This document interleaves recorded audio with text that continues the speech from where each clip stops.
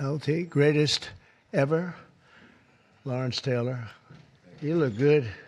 You could play right now, I think, LT. You only look that way. Well, I'm delighted to be here with some of the truly great sports legends of all time as we formally announce the newest members of the President's Council on Sports, Fitness, and Nutrition. This is an important step in our mission to make America healthy again. It's something that's very important, what we're doing, very important.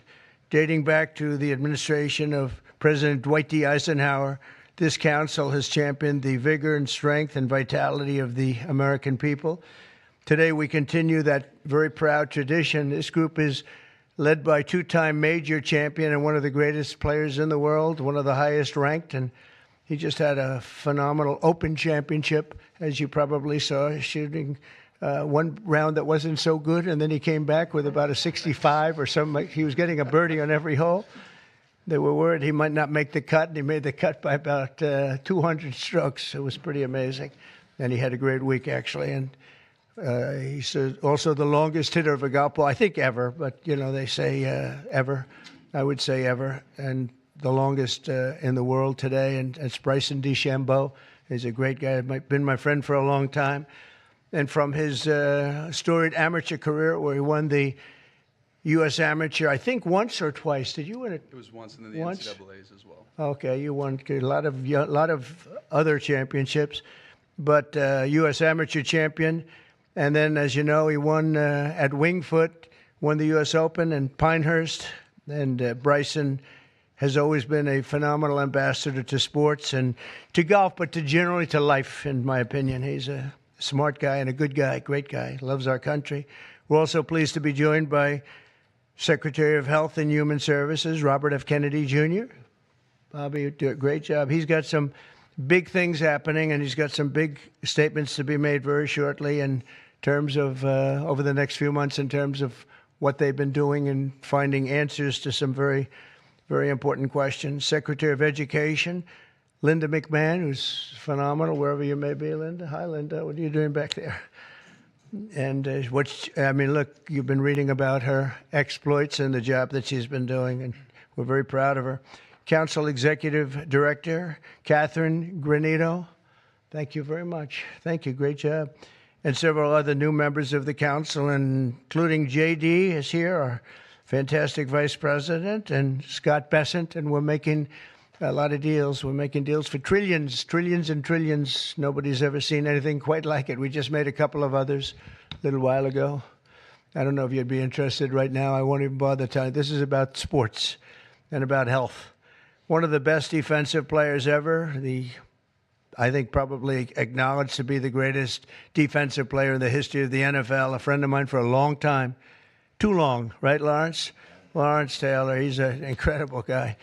And just been my friend a long time, haven't we? Huh? Knew him forever. One of the most accurate kickers in NFL history, a young guy still. He can kick it long. I think I guess he's considered the best there is in the business, Harrison Butker. So, Harrison, where are you, Harrison? He's a handsome guy, by the way. It's usually not my thing, but he is a good-looking sucker. One of the truly greatest golfers ever to play on the LPGA Tour. A lot of people say the greatest female player ever, and a lot of people would say just one of the best players ever. She's phenomenal. I've played a lot of golf with Annika Sorenstam, and she's amazing. Just had an really storied career. Hall of Famer, easily a Hall of Famer, by the way, right at the top of the list. So it's great to have you with us, Annika, and say hello to the family. Then she was here not so long ago with Gary Player, where she got the Presidential Medal of Freedom, and so did he. He's won 168 tournaments and 18 majors, 9-9, and she's the same in terms of the women's game. But that was a great time. It was a great honor to give it to you. You really deserved it. It's the highest medal you can get outside of the Congressional Medal of Honor. That's the military version, and the other is the Presidential Medal, and you got it. So thank you very much. 14-time WWE World Champion, and he's a man who you're not going to mess around with. Even Bryson said, I think I'll take a pass on him, right? You're going to take. And he's another one who's been my friend for a long time. He's Really an amazing athlete. Triple H. Here he is. Oh, that's still very strong. He's a strong guy. And it's great to have you. And you felt very strongly about this, about the council. 100%. Yep. Well, it's a great honor to have you.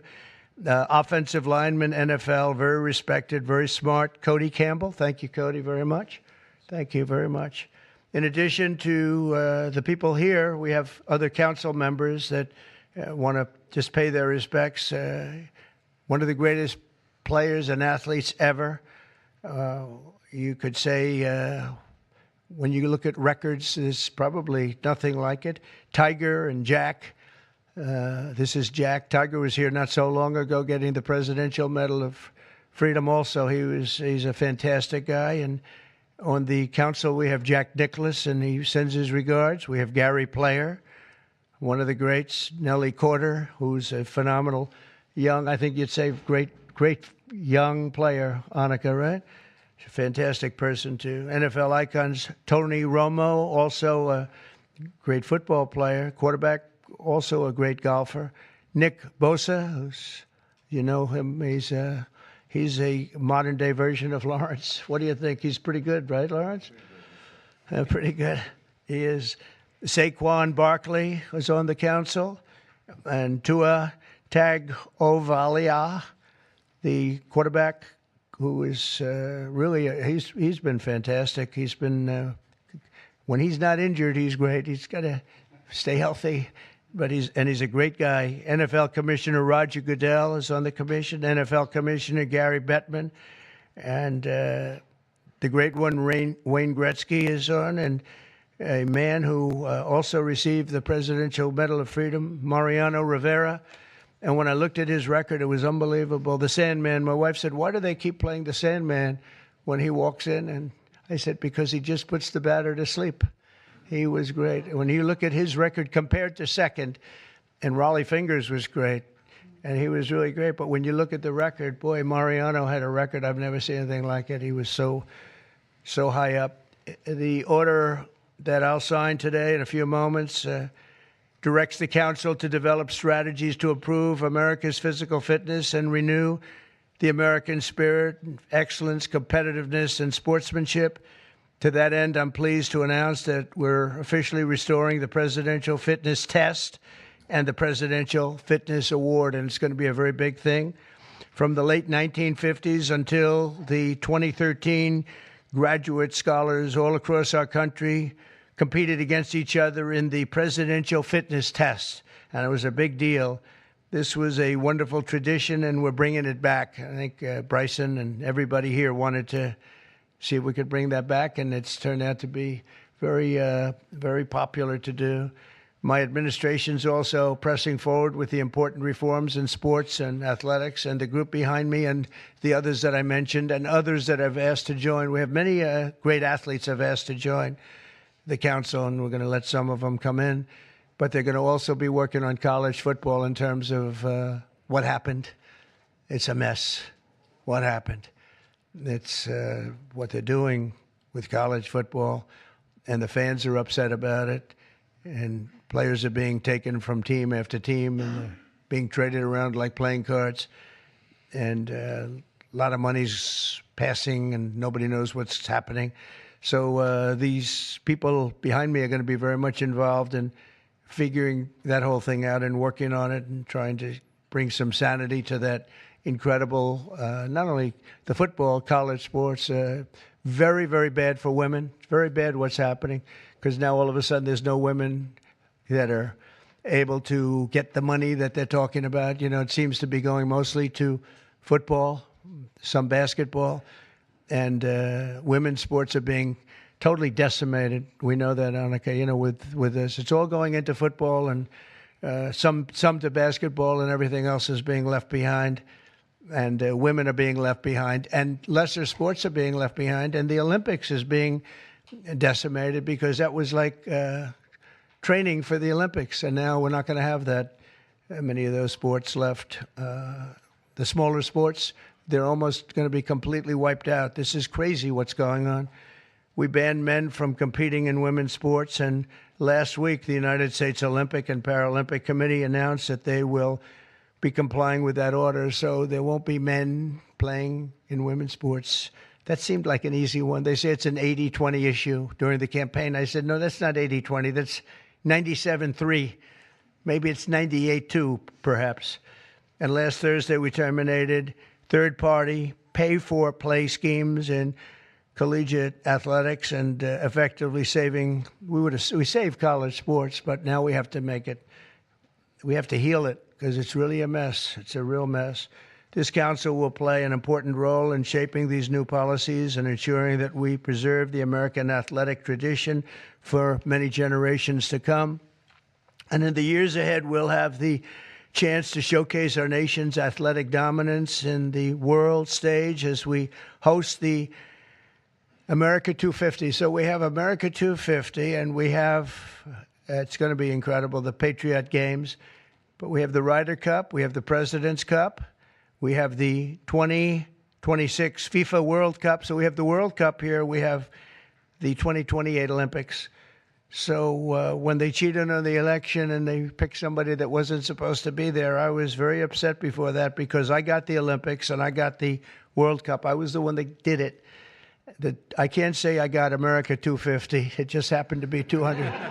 I'd like to take credit for that, but I don't think I'll be able to. But we have a big thing coming up. But I was very upset because I got them, and it was skipped an election season.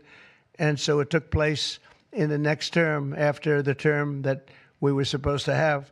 And I was extremely angry. And then when I won, I said, wait a minute, I think I just picked up the Olympics and I just picked up the World Cup. So it worked out sort of cool.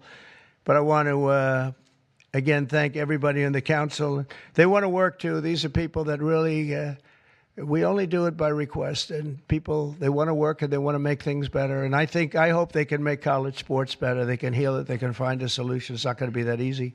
But you have a lot of smart people. So I'd like to begin by introducing Bryson to say a few words, and then we'll have Triple H, and we'll have a couple of other people say something, and then I'm going to sign that good-looking couple of pieces of paper, and it means a lot. It's going to be a very important council, and thank you all for being here. Bryson, please.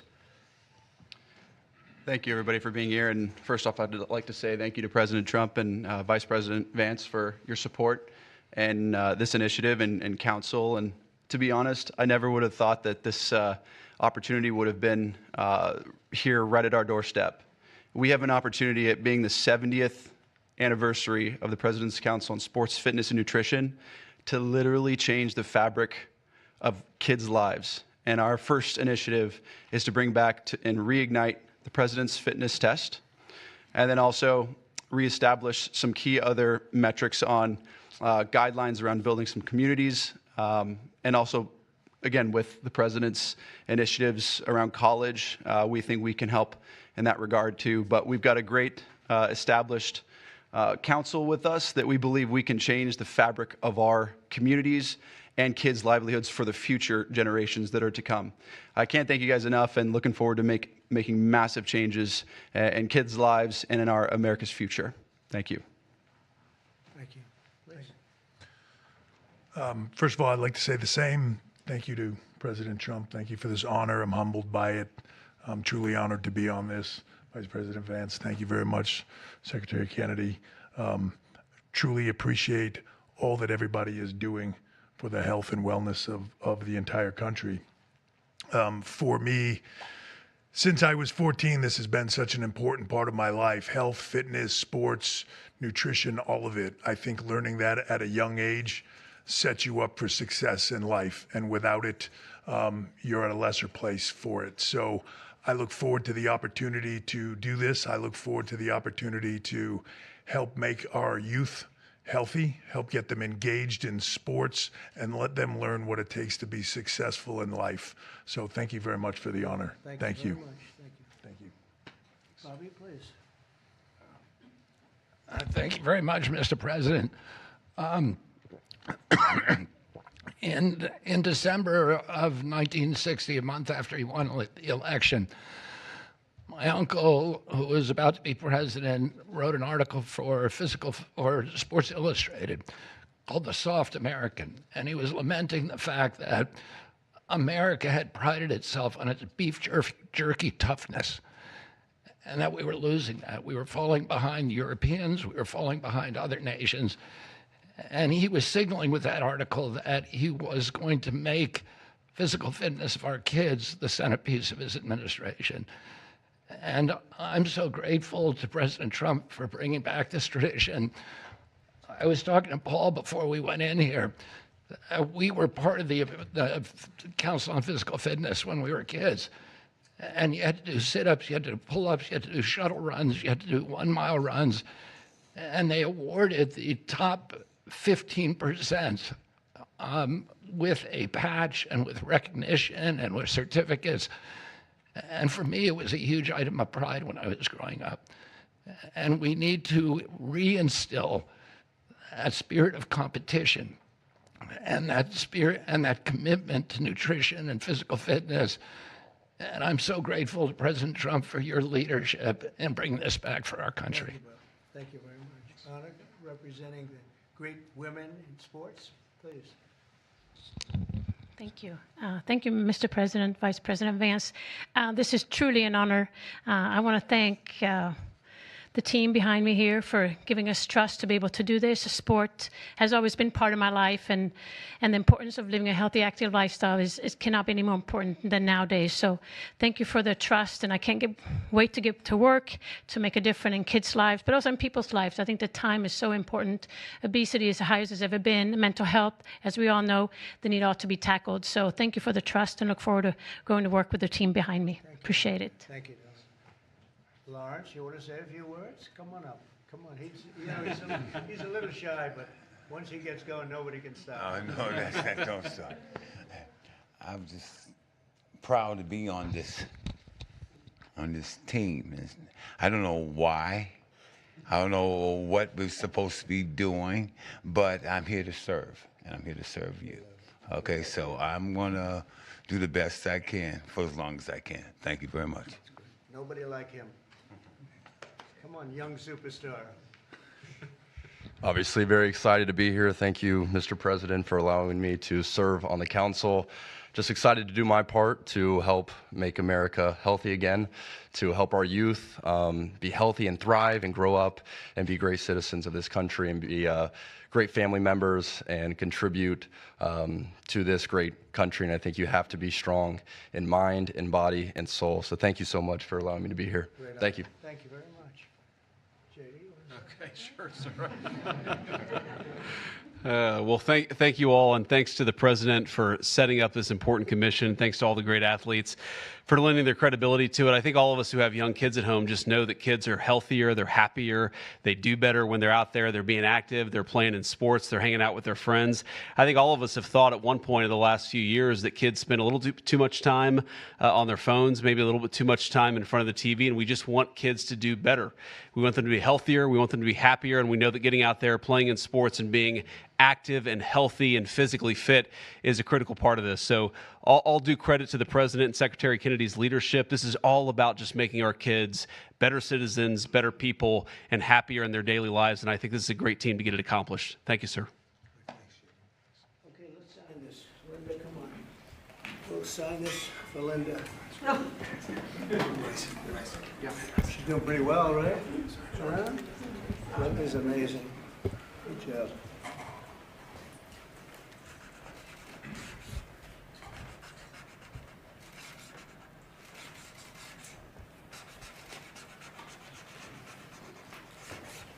Okay, we got it. I think we're good.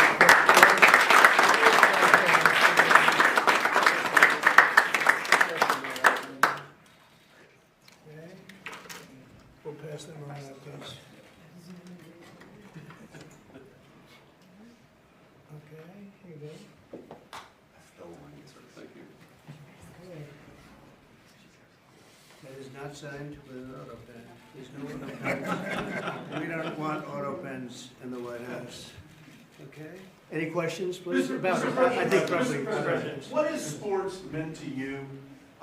And did you have a sports hero growing up? maybe Lawrence Taylor. I don't know. It could be Lawrence. Or I know him so well. Well, a lot of sports heroes. It meant a lot. I was always a person that loved playing sports. I was good at sports. When you were really focused on sports, you thought about nothing else. There was nothing else outside. It kept you. And to an extent, this is one of the reasons I like golf. You get away for a couple of hours. I play quickly and get through it. And for 2 hours, you're not thinking about all of the nonsense and all of the important things, frankly, but it cleans your mind. No, I think sports is so important. I think what this council is doing is going to be very important. And it gives you a little exercise, sometimes a lot of exercise. It's a great thing. It's a great thing. Sports are, you learn about people and you learn about how people compete. Now, it doesn't mean that if somebody's not a good athlete, a lot of people just are not good athletes, so they can't compete. But you learn about people playing sports and playing sports with and against some.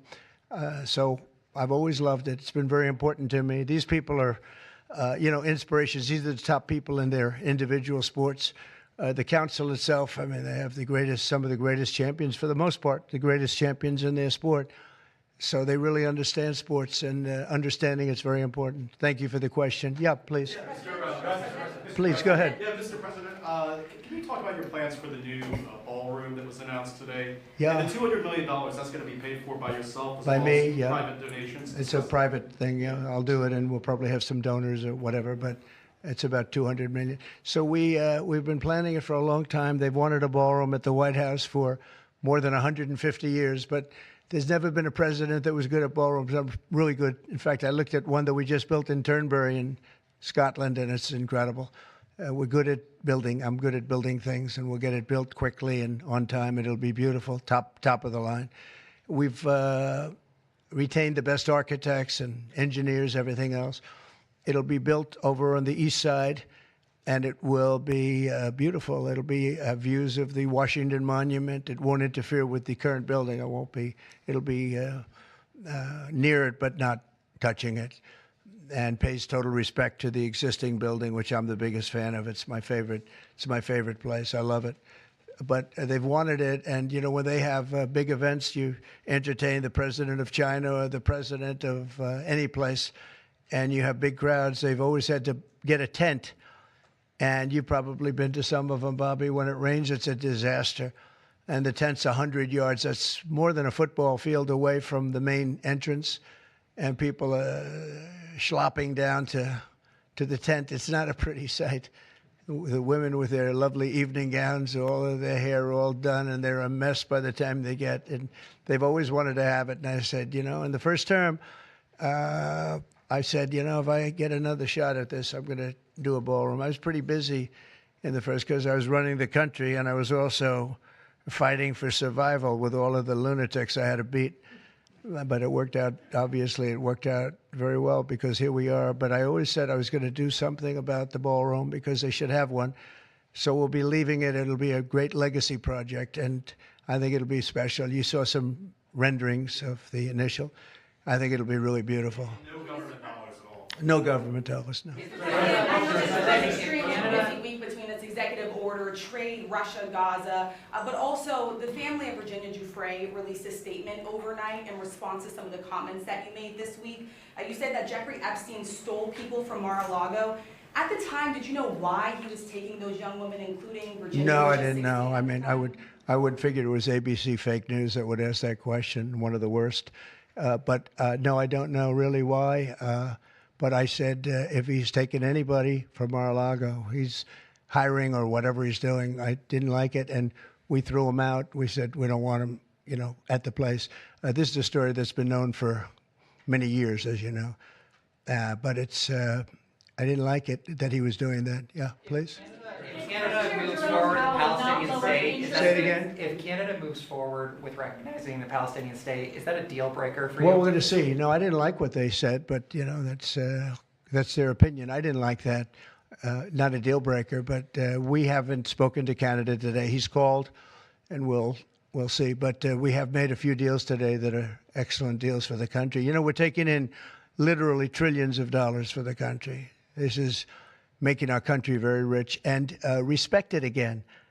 We have, I tell these people, and I say it as much as I have to say it, but every leader is at NATO, and I was in the Middle East with the three great countries, three great leaders, Qatar, Saudi Arabia, UAE, and everybody said the same thing. All of the NATO countries, essentially, they said that we were a dead country. 1 year ago, we were a dead country. Now we're the hottest country in the world. Look at you people.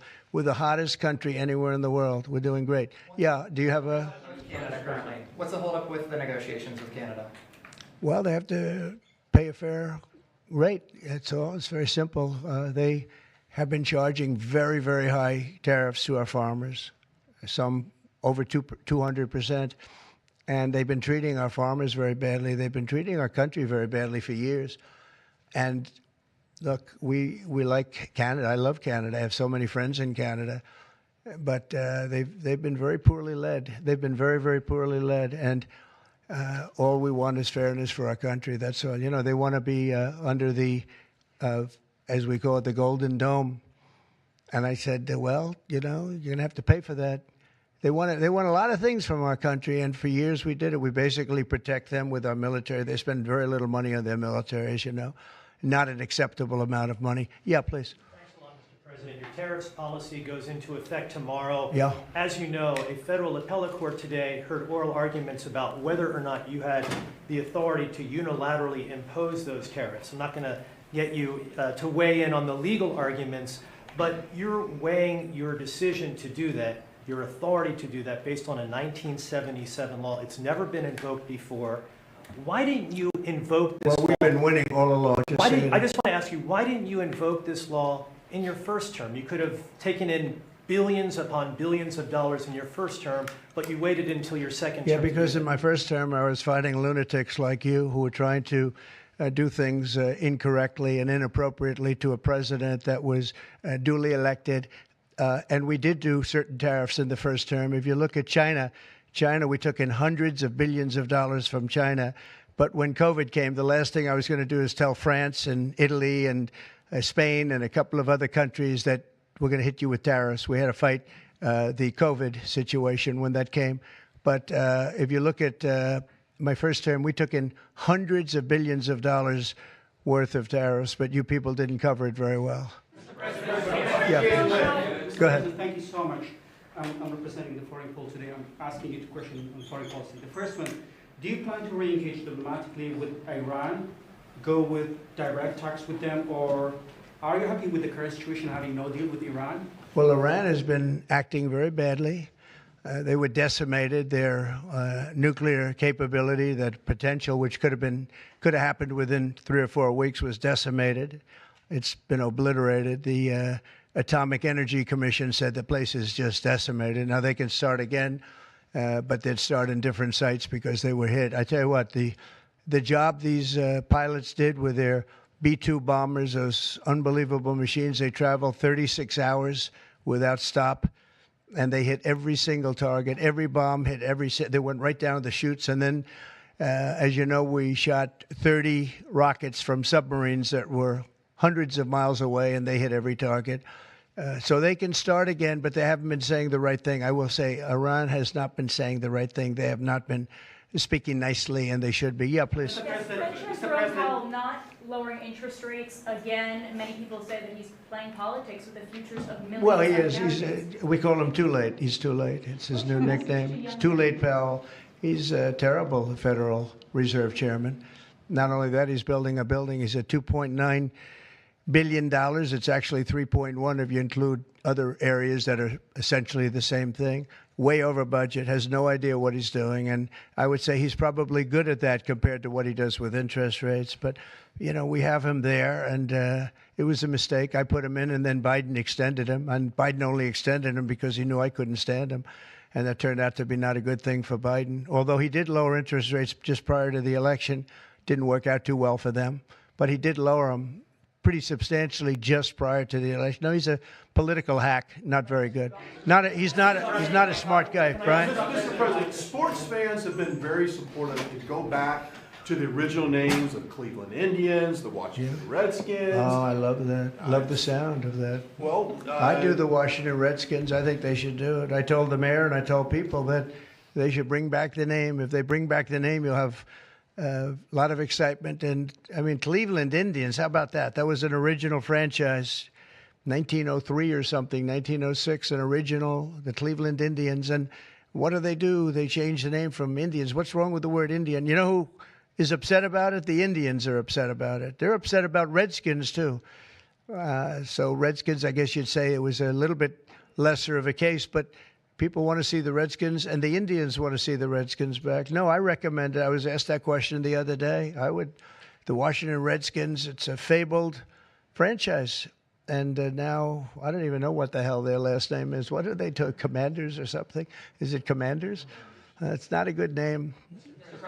About President Biden, sir. About President Biden, sir. May I ask you a question? Wait a minute. No, not you. You. Mr. President, Kamala Harris, as you know, is not running for governor of California. She's not going to do it. What do you see in her political future, sir? Well, she can't speak. She can't talk. She can't do an interview. I thought it was a very strange campaign that we had. But, you know, I had two of them. We were up by like this massive number of points on Biden, and they said, let's change to Kamala. Nobody knew who Kamala was. Nobody knew her last name, Harris. They said, we're going to get Vice President Harris. Everyone said, who the hell is Harris? They only knew her by the first name. But no, I thought she was a terrible candidate. Look, don't forget, she didn't really get the nomination. I mean, that whole nomination was strange. She was the first one out. You know, she took a good amount of points with her when she announced, but nobody knew her. And once they got to know her, she dropped out very shortly after she started. And she started with a pretty good, you know, she was like in second or third place. But I don't know. I mean, I wouldn't call her a skilled politician. Would you? She's also coming out with a book. Any plans to buy it? I don't know. I think I'm going to buy it. I'd love to see it. No. I'd find it. Look, I find everything in politics interesting. I sort of enjoy politics. She wasn't a skilled person. You know, you have skilled politicians, really skilled politicians, and then you have some that aren't. And she was put in a very tough position, I think. She did have a 6-week honeymoon. They told me, the pros said, you know what, she's going to have a 6-week. And she did. She was like untouchable in terms of everybody thought great. But she didn't do any interviews or anything, which was strange. Not even friendly interviews with friendly reporters like her right there, a really friendly reporter. And you know what happened? People said, what's wrong with her? Why isn't she doing? She made a mistake. She should have done interviews. She didn't run a great campaign, but we beat Biden, and then we had to beat, nobody's beaten two. I had to beat two. That's like Dana White, the great Dana White has a fight, and he has a fighter that's getting the hell knocked out of him. They say, well, let's take him out and put somebody else in. Didn't seem fair to me at the time, but where are we? We're in the White House. So, I mean, you know, so it worked out. Mr. Very serious question here. Russia today hit Kyiv with missiles and drones, more than 100 people, kids. I think it's Russia, I think it's disgusting what they're doing. I think it's disgusting. This is Biden's war. It's not my war. But I said if I get in, I'll try and get the thing stopped. But I think what Russia's doing is very sad. A lot of Russians are dying. You have a lot of Russians. More Russians are dying. But Russians are dying. Ukrainians are dying. You know, the United States isn't really involved in that war. It shouldn't be. And by the way, I made a deal with NATO where NATO pays us for everything that we send. We send them ammunition, missiles, etc. And we're not paying anything for that war. But I will tell you this, it should be stopped. It's a disgrace. And the ones that are dying are they're losing 7,000 now. It was 5,000. They're losing now 7,000 soldiers a week, Ukrainian soldiers and Russian soldiers. And they're also losing people now in the towns and cities because Putin's hitting them with rockets. No, I think it's disgraceful. You have a 10-day deadline. You imposed a 10-day deadline. Yeah, we have about 8 days. Yeah, we're going to put sanctions. I don't know that sanctions bother him. You know, they know about sanctions. I know better than anybody about sanctions and tariffs and everything else. I don't know if that has any effect, but we're going to do it. Europe is extremely upset. But this is a war that should have never happened. This is a war that wouldn't have happened if I were president. And this is Biden's war. This was a stupid war to get into. Should have never gotten into this war. Steve Witkoff is traveling to Israel. Yeah, going to Israel, and then he's going to Russia, believe it or not. Representative Marjorie Taylor Greene has said that what is occurring there is a genocide. Do you agree? Oh, it's terrible what's occurring there, yeah. It's a terrible thing. People are very hungry. You know, the United States gave $60 million for food, and it's a shame because nobody, I don't see the results of it. And we gave it to people that, in theory, are watching over it fairly closely. We wanted Israel to watch over it. Part of the problem is Hamas is taking the money and they're taking the food. But we gave $60 million a couple of weeks ago. Nobody said anything about it. Nobody said thank you.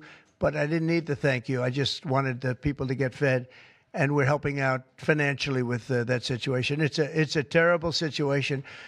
So just to conclude, I want to thank everybody for being here. I want to thank you for being here. This is a great group of people, and it's a good feeling. When we first came to office, this country was really in trouble, and now we're rich as hell, and we're doing amazing things, and we really are. We're the hottest country in the world, and I like that. Thank you very much, everybody. Thank you. President, can I ask you about lighting, Mr. President?